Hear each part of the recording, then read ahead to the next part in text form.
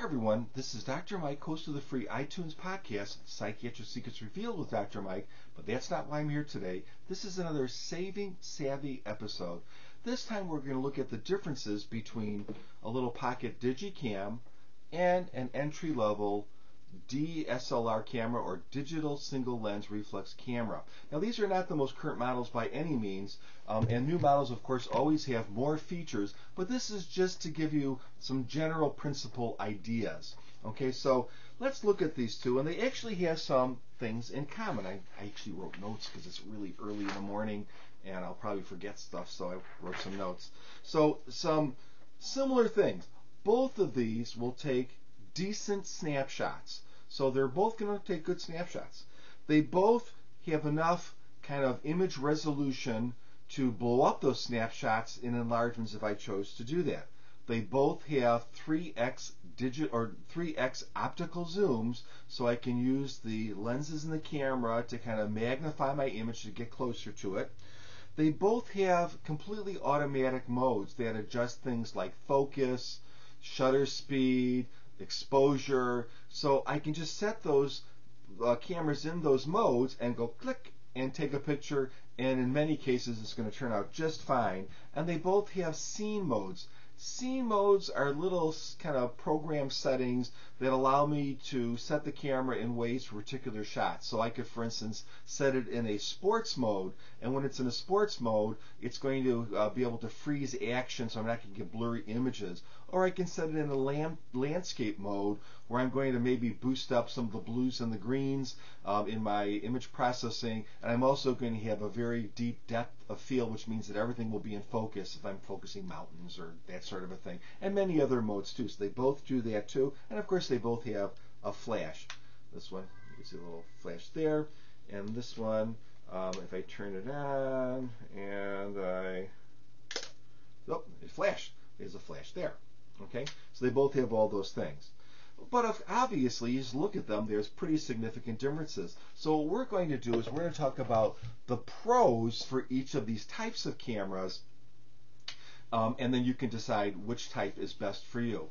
Now this is an Olympus Stylus 1040. I bought this a few years ago on closeout, only for about $75. It has a 10 megapixel sensor, and it takes pretty decent pictures. So what are the advantages of a camera like this? And again, you can find a lot of these little digicams for the $100 price point. In fact, I went to Walmart yesterday to get some other stuff, and I saw probably at least 4 or 5 cameras in that $100 or less price point.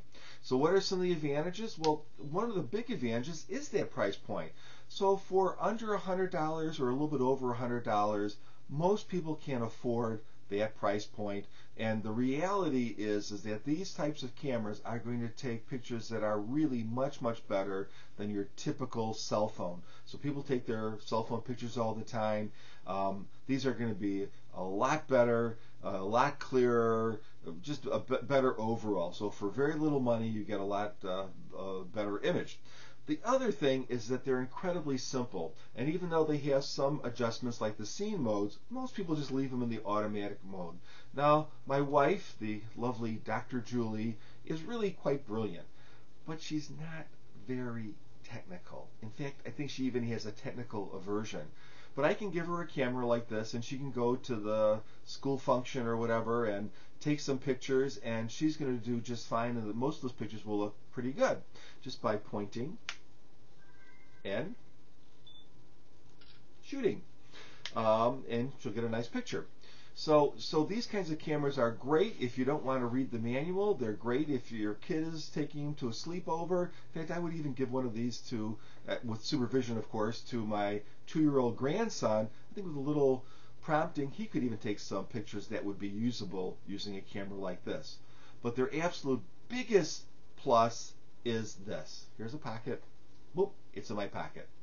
And that's why I probably use a little digicam more often than I use an SLR type camera, because they're just so convenient. I don't have to worry about lugging around a bunch of stuff. I don't have to worry about leaving it at some table someplace and having someone take it. I don't have to worry about taking it to the beach and then losing a $600 item because it's inexpensive, it's small. I can stick it in my shoe if I have to, whatever I'm going to do. So yeah, obviously my shoe would be off my foot, but you know what I mean. I can do that sort of stuff. So those are the main advantages of these types of cameras. Pretty sophisticated piece of work. Now here we have the original entry-level DSLR, or digital single lens reflex camera. This is the digital Rebel that came out in 2003. So this camera is 8, almost 9 years old. Just imagine any piece of technical stuff that you have that would be that old, it would be a dinosaur. This camera is still pretty good. Now, this camera sold for, I think, about $800. The new entry-level DSLRs sell for about $500 to $600, so they're significantly less expensive, and they have a ton more features than this one does, but this will just give you some of the basic parameters. And by the way, this still takes great shots. So what are the advantages of this camera? Well, first of all, it's robust. It's really designed to take pictures. It's built, this is plastic, but it's still very sturdy. The switches are like super strong and they feel just really high quality as opposed to the little plastic pushy things in the back of this thing. It has a big battery. Here's just an extra, whoops, ow. Here's just an extra battery. This battery is big, so I'm going to be able to shoot a lot more pictures with this than I could with this tiny little battery in here. It's just big, it's solid, feels good in the hand, and it's designed for the person who wants to take pictures. This is designed for the person who occasionally takes pictures. They go to a birthday party, they take a picture. This is designed for the person who's saying, oh, I want to go and take pictures of flowers today or something like that. It also can be accessorized pretty easily. So if you look up here, this is called a hot shoe, and you can see these little electronic connections here. So let's say that little flash that I showed you earlier was just too weak for what I wanted to shoot. Well, I could buy a bigger flash of all different sorts. The bigger flash just sits in my hot shoe. It communicates with my camera, so I get the perfect exposure, and now I can use the flash in situations where I never could use this little flash.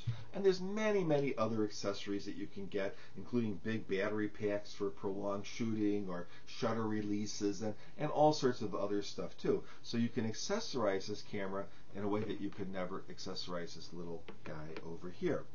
This also has through the lens viewfinder. Now, what single lens reflex means, that's a term. These cameras were originally designed for film, and instead of having like a little box viewfinder like you would in a lot of film cameras, the light actually would pass through the lens here and then hit some prisms and mirrors and go through this viewfinder, so you could see what actually was happening through the lens.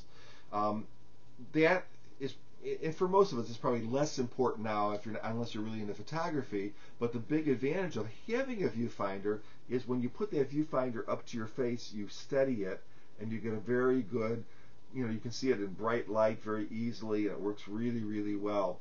Now, this old camera does not have live view. In other words, I can't compose through my LCD screen, but many of the new entry-level ones do, just like you would on your Digicam.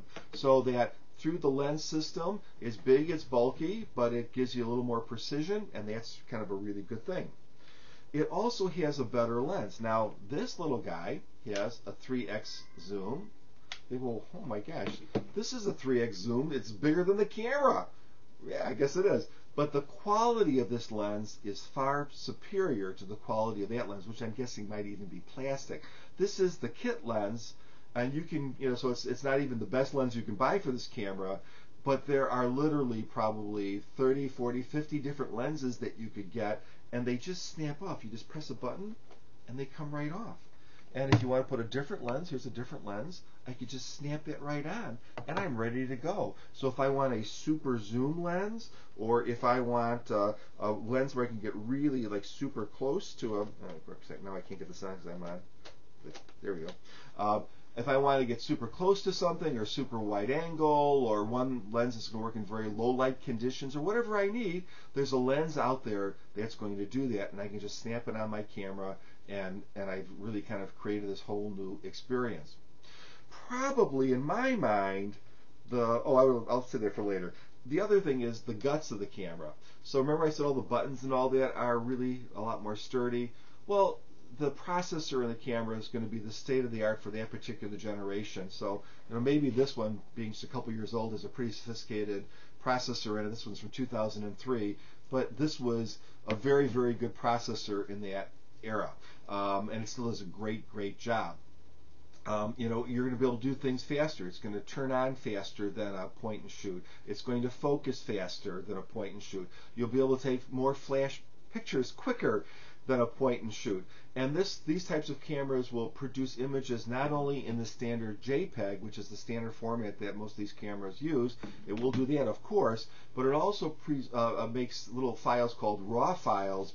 They're not technically image files because you have to process them into image files, but they contain all the data that the JPEGs throw out. So if you want to go back in a photo editing program later on and adjust things like your white balance or make corrections with the exposure and things, you have a lot more flexibility doing that. So you can sometimes take a shot that you wouldn't use and turn it into a perfectly acceptable shot. Now the last thing I wanted to talk about was sensor size. Now I will tell you, remember I told you this little guy here has a 10 megapixel sensor. The sensor is the little kind of chip in the camera that acts as the digital film, and on this particular chip there are 10 megapixels or 10 million pixels. This particular camera here, again a much older camera, only has 6 megapixels. 10 megapixels, 6 megapixels. Do you know what? This camera takes better pictures.